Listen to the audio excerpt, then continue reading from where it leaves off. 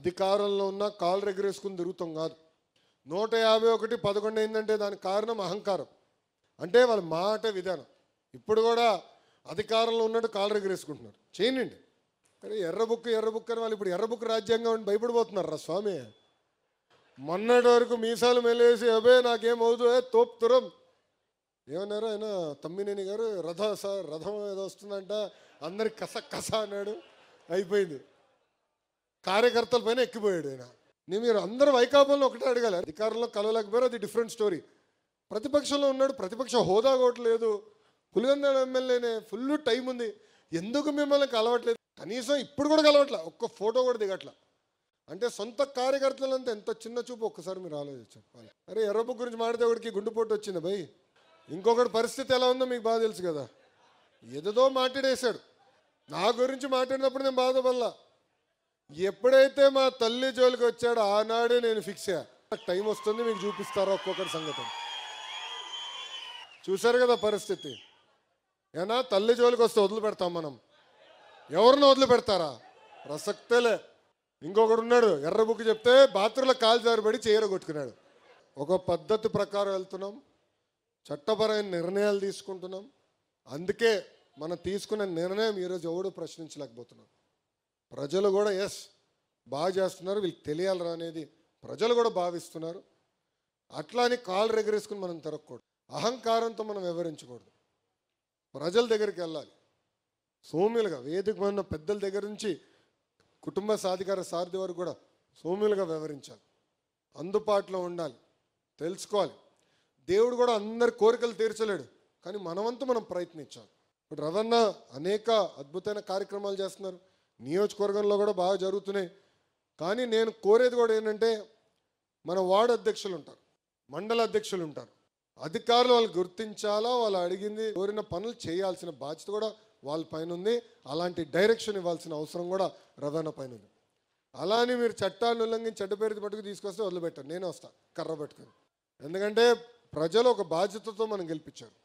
94% అండి, ఎప్పుడు రాని విధంగా మనకు వచ్చింది. నేను ఎప్పుడు నా కళ్ళ కూడా ఉంచలే ఇన్ని సీట్లు మనకు వస్తాయి. కానీ ప్రజలు గెలిపించారంటే ఒక బాధ్యత ఇచ్చారు. సో ఒళ్ళదేరు పెట్టుకుని అందరం పనిచేయాలా, కష్టపడాలా, వాళ్ళ సమస్యలు మనం పరిష్కరించాలా, ఆ దిశగా మనందరం పనిచేయాలని ఈ సభాముఖంగా నేను కార్యకర్తలందరినీ నేను కోరుకుంటూ 2 విషయాలు ప్రధానంగా నియోజకవర్గానికి వచ్చగల 2-3 విషయాలు చెప్పదలుచుకున్నా. అభివృద్ధి కార్యక్రమాలు అన్నీ జరుగుతారా స్వామి, డ్రైన్లు, ఈ రోడ్డు, అది నిరంతర ప్రక్రియ మన పార్టీలో, అది ఎట్టుకో చూసుకుంటాం.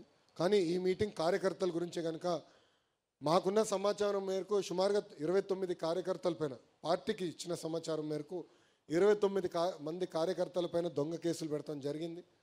ఇప్పటికీ 20 కేసులు తీయేస్తాం జరిగింది. ఆ 9 కేసులు ఏదైతే ఉందో అది ఎందుకంటే ఛార్జ్ షీట్ వేసినవి కొన్ని ఉంటాయి, ఆల్రెడీ ట్రయల్కి వెళ్ళినవి కొన్ని ఉంటాయి. అవన్నీ కూడా ఒక పద్ధతి ప్రకారం మేము ఫాలోఅప్ చేసుకుని డిసెంబర్ నాటికి అన్ని కేసులు కూడా తీపిచ్చే బాధ్యత తెలుగుదేశం పార్టీ తీసుకుంటుంది. గతంలో పనిచేసినప్పుడు ఉపాధి హామీ కానీ అన్ని బిల్స్ పెండింగ్ ఉన్నాయి, దాదాపు 90% మనం క్లియర్ అయింది, ఇంక 10% పెండింగ్ ఉంది. పెండింగ్ కూడా ఎందుకుందో 2 విషయాలు ప్రధానంగా. దాంట్లో కొన్ని వర్కులు చేసిన వర్కులు ప్రీ క్లోజ్ అయిపోయినాయి, ఈ పనులు అవసరం లేదని కేంద్ర ప్రభుత్వానికి వాళ్ళు లేఖ రాసిగల అది లాక్ చేస్తారు. సో పేమెంట్ చేయలేకపోతున్నాం. కేంద్ర మంత్రి గారితో స్వయంగా బాబు గారు మాట్లాడారు, దానికి ఒక విధానం ఎతికి దాన్ని ఎట్లా చేయాలని దానిపైన కొంత వర్కౌట్ చేస్తున్నాం. రెండోది విజిలెన్స్ పెట్టి చేసిన మంచి పనులు కూడా 10%, 15%, 20% హోల్డ్ చేశారు.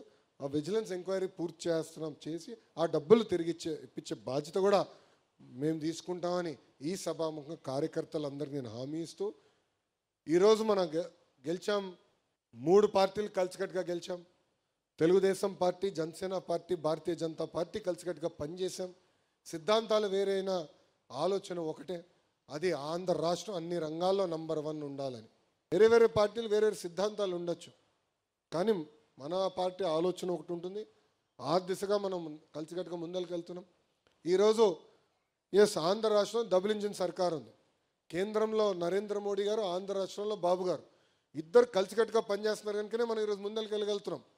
ఈరోజు ఎంత ఆర్థిక ఇబ్బందులు ఉన్న సంక్షేమ కార్యక్రమాలు మనం చేయగలుగుతున్నాం అంటే వాళ్ళ సహకారం ఉంది.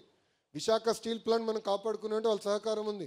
రైల్వే జోన్ వచ్చిందంటే వాళ్ళ సహకారం ఉంది. రేపు కర్నూలులో ఏకంగా మనకి హైకోర్టు బెంచ్ వస్తుంది.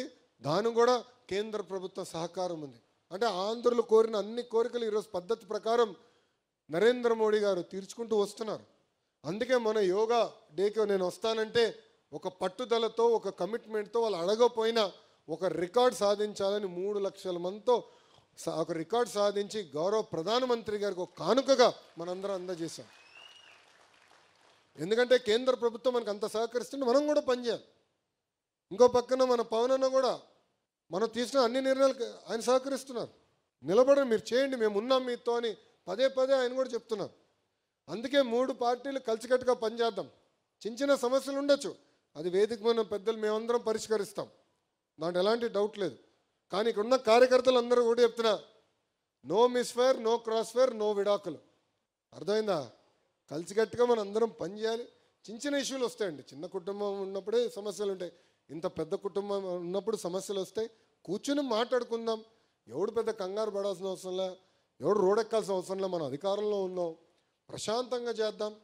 మన కూటమిని బలోపేతం చేద్దాం, మన పార్టీని మనం బలోపేతం చేసి ముందరికి వెళ్దామని ఈ సభాముఖంగా మీ అందరు తెలుపుకుంటూ, చివరిగా వార్డు అధ్యక్షులు వార్డులో ఉన్న సమస్యలు మీరు పరిష్కరించాలి.